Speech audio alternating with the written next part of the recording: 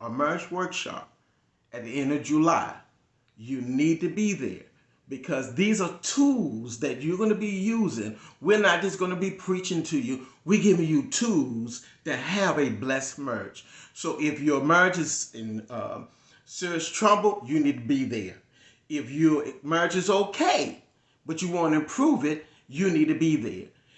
Folks, if you're engaged, you need to be there. If you are single and desire to be married, you need to know these tools and get in there. So we're going to be excited. We're going to be teaching you. We're giving you handouts. We're giving you tools, again, to have a blessed marriage. Baby? And we would love for you to join us on July 22nd and 29th from 4 to 7 p.m.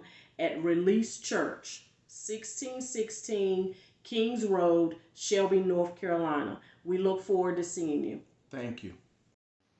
Follow us on Instagram, TikTok, and Facebook. Thank you.